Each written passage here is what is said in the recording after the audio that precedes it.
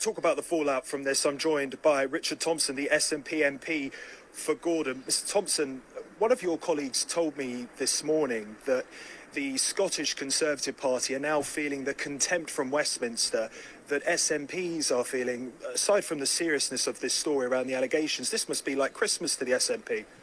Well, I think that's absolutely right. I mean, we're used to being treated pretty contemptuously by the UK government, but we're also used to Scottish Conservatives being bigged up in some way as if they're figures of significance. So for the mask to slip, and slip quite so dramatically as it did yesterday, is really quite something. I mean, I think a lot of Scottish voters will probably actually agree with Jacob Rees-Mogg that Douglas Ross is indeed a bit of a lightweight figure.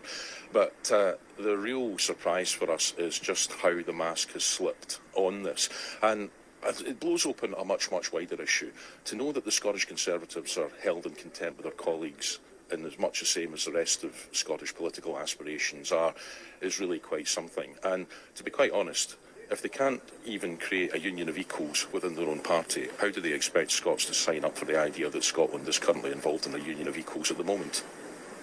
And just in regards to those comments by Jacob Rees-Mogg, they're going to go straight in the SNP's campaign adverts, surely?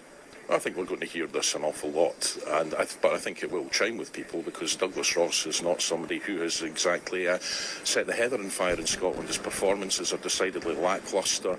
At every step he's miscalled measures on the pandemic, and his party are really holding on, but only by their fingernails. They came within only a few thousand votes at the Scottish elections last year from being sacked as the official opposition. They only just marginally held their position ahead of Labour. So the Scottish Conservatives were in real trouble before this.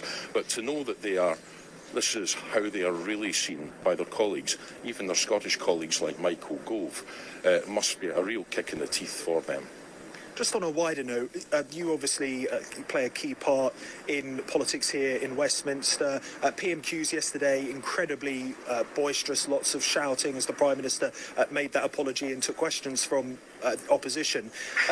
What is the mood like in Westminster at the moment, both amongst your own party, but indeed amongst Conservative MPs that you must have spoken to? Well, I mean, it's pretty clear that Boris Johnson has finished as Prime Minister. It's not a question of if he goes, it's just when he goes. I mean, the mood around the Conservatives seems to be nobody's walking around the lobbies with a spring in their step. They all look pretty despondent. And again, I think they share the sense that it's not if, it's when he goes. And I think the only thing that's stopping things moving more quickly is one, the stated desire to wait for the report from the civil servant Sue Gray into the party that clearly went on at Downing Street that the Prime Minister's been denying. But also I think it's the lack of a clear, obvious replacement at the moment, because I don't think that when you put it to the test there's a huge amount of enthusiasm for any of the front runners that have been mentioned so far, whether that's the Chancellor or the Foreign Secretary. Now, you spend a lot of your time talking to constituents, in Scotland, and indeed, as being part of the SNP. What I wanted to ask you is, just on an analytical level, when a voter sees something like this, a disagreement between cabinet-level members of their own party and the leader of their party in Scotland, how damaging is that for the case of the union? Well, if they can't, as I say, if they can't even get the union of equals working right within their own party, how on earth do they expect to be able to persuade anyone they're getting it right within the country?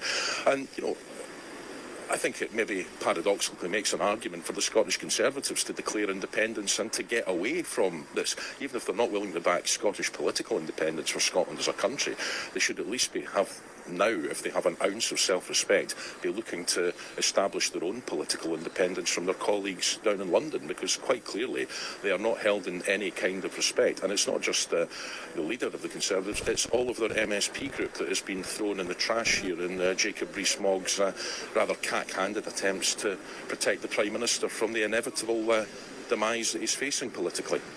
Richard Thomson, MP for Gordon, thank you very much indeed. Martin.